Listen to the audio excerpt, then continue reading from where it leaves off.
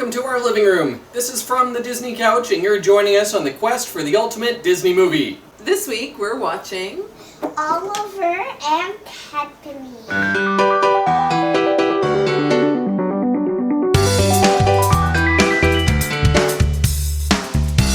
Yes, that's right. Oliver and Company, the sad story of a food corporation trying to market liver to children. Oh, liver. Oh, How long have you been waiting to tell that joke? all day. So this movie is at the tail end of the Disney Dark Ages, so these are kind of the forgotten films that nobody really thinks about when they think of Disney movies. And I know for myself, I've never seen it. I have no clue what it's about other than a dog and a cat, because that's what's on the cover. And I'm assuming it has something based on Oliver Twist. Yep, Please, may I have some more? that's pretty much all I got to. It's Alright. gonna be a paw-tapping, tail-wagging classic adventure. Okay I then. don't think it turned out to be a classic. Well, let's get ready to tap our paws. Here comes Oliver and Company.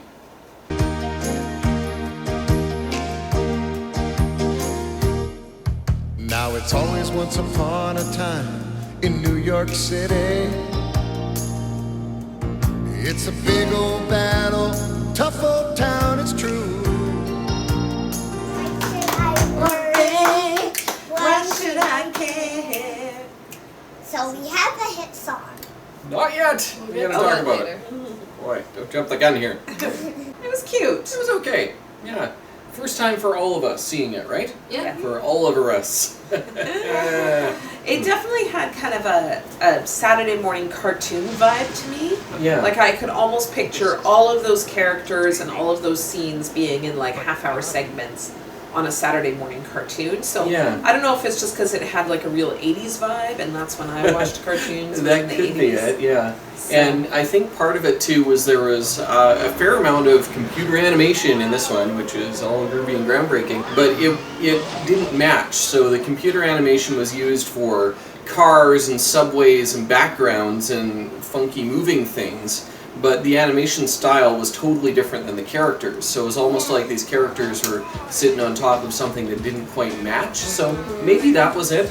Another thing that I noticed was the mouth animation was not really all that stellar. Like, I got really distracted during one song that it didn't sync up at all. You pretty pups all over the... And then I started watching everybody's mouth and like, this doesn't work at all. I'm glad you didn't never say noticed. anything Yeah. because I did not notice that at all. I feel like it was really unlike any other Disney movie we've seen, because this is the first one that was set in the present. One of the things that I appreciated about this movie was the all-star cast from 1988. It was Oh, yeah. fun. So Joey Lawrence had the voice of the kitten. I was hoping at some point Oliver the kitten would say, "Whoa!" But he didn't, so that was too bad. Oh my gosh. Yeah. Billy Joel was in there, Yeah, he and was great. Dom DeLuise, and Bette Midler. Cheech Marin, and one of the songs was sung by one of the Pointer Sisters. Huey Lewis was on the soundtrack. I mean, it was amazing. So, it really brought me right back to 1988. Straight So out that's of the good. 80s, so you definitely got a feeling that they were like, we have got to get like a popular cast. Yeah. And of course, our kids don't know any of those people, but yeah. in 1988, you kind of wonder if, that would have been enough to get people to go see the movie. Oliver and Company made just enough money at the theaters for the Disney company to say, let's keep this animation thing going. Okay. And it's a good thing that they did, because right after this, it's Renaissance time, baby. Okay. The Little Mermaid is So- next. But before we get carried away with the movies that are coming, we got to deal with this one. So yeah, let's find out how Disney it is. My instinct tells me Oliver and Company isn't going to score very high, but Yeah. let's find out. Alright. To the chart! The kiss. There was no kiss, but there was a hidden kiss off screen between the Chihuahua and the fancy French Poodle. Yeah. You heard the smooching noise. And he got slapped. I'm not going to give it a point. I'm going to give it a thumbs down. Yeah, it's not central enough to the plot for a kiss. It's two side characters have kind of a romance that goes sour at the end anyway, so yeah. Do it. No. Yeah. No romantic songs. Yeah, no. well, they did a salsa dance together, but they didn't sing. No. Hit song. Yeah. Why should I should I care? So, at the beginning of this, I found out who all the voice actors were. And I asked Lynn, should I tell you who the voice actors are? And she's like, no, I want to guess. And so she originally was guessing John Travolta for the voice of Dodger. And then as soon as he opened his mouth and started to sing, she's like, it's Billy Joel! Yeah. I think actually that song was the best thing that I enjoyed about this movie. And this movie seemed to have the most singing out of any movies for quite a while. Yeah, especially because the last two, I think, really didn't have any songs. They Yeah. just had a soundtrack. You can see the trend beginning of like the hit song. Yeah, it's almost like watching the movies from the 40s where you can tell they're gauging the box office success and they're trying to figure out, okay, what made that movie work? What made this one flop? And so I think they're starting again with a new crew and they're figuring it out, and you can see the animators getting better and better, and so it's, setting the stage for the Renaissance. So definitely a hit song though. Yes. Witchy villain.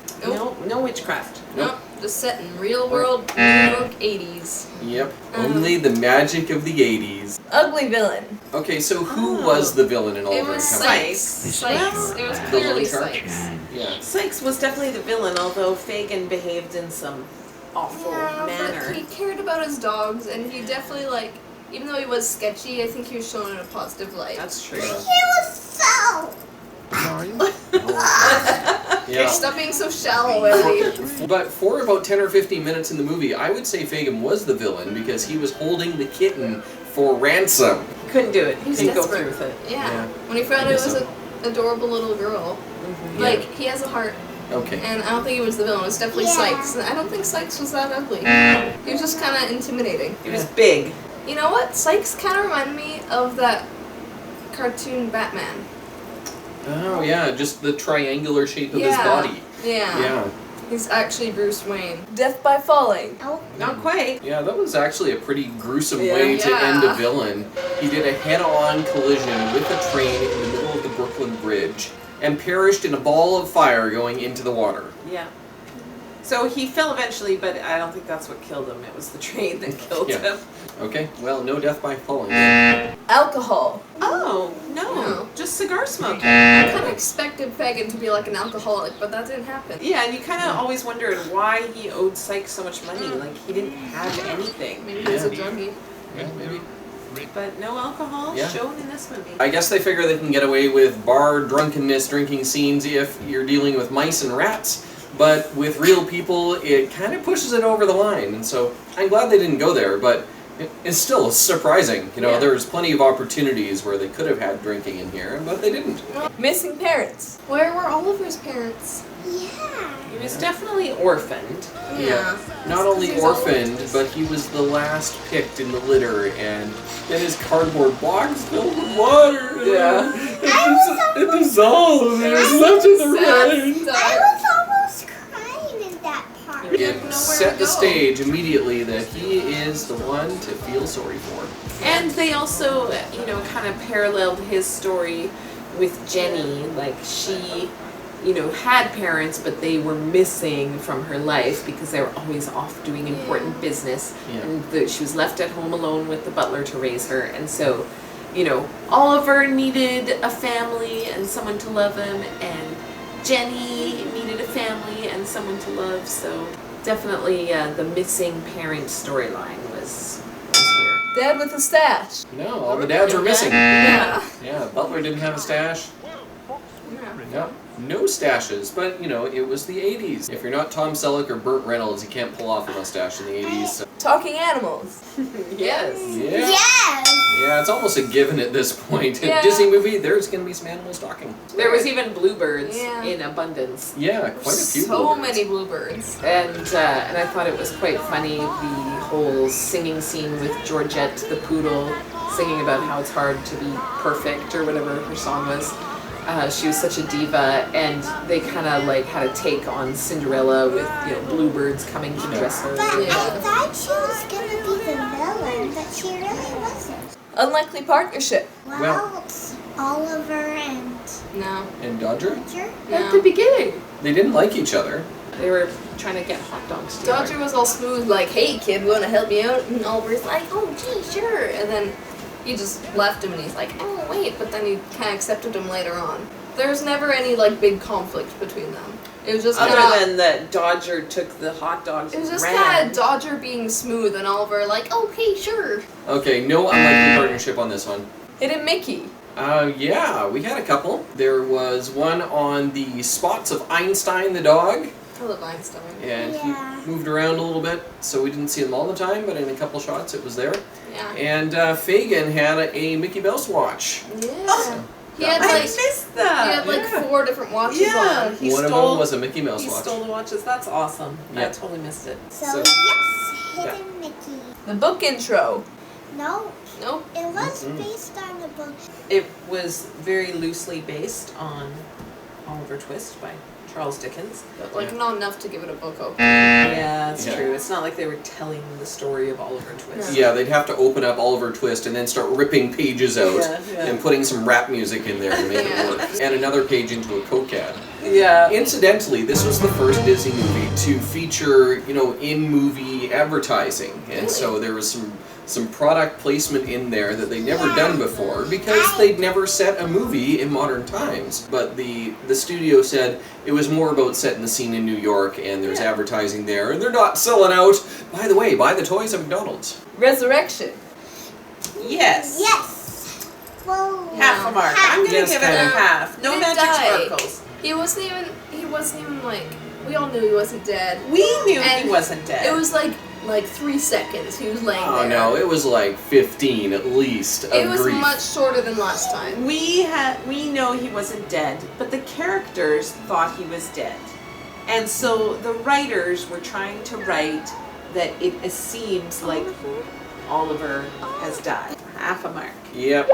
It's what we did with the last few ones Yes. where they weren't actually dead, there's no magic sparkles, but there was that plot device Yes. where at approximately the same time in the movie, then somebody gets sad because the main character might be dead, but then he's not and everyone's happy and yeah, they use it a lot, Yeah. which is why we track it. Right, let's total it up. What is the total score for Oliver and Company? It is 4.5. Right. Yeah. Okay, well that puts it pretty much right at the bottom of the charts. Told you so. Yeah. Yeah, Animal movies never really score high. yeah. Yeah, so you take away romance, you take Yeah. away magic, and you take away even an ugly villain Yeah. and alcohol. So Yeah, that's Yeah. that's what did it for Oliver and Company. yeah, Yep. it would be fine to watch it once, but definitely Again. yeah.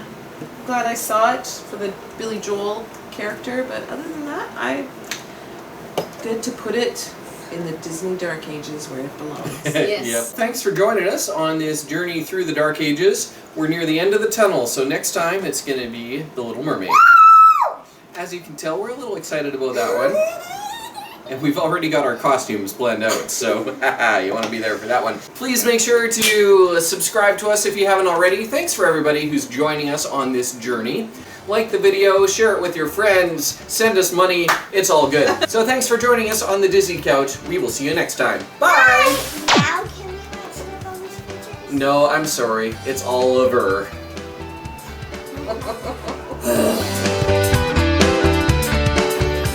Oh, she's hunting a moth. Go, Right. Willow, go. Oh, it's so cute. Get it, Willow, get it.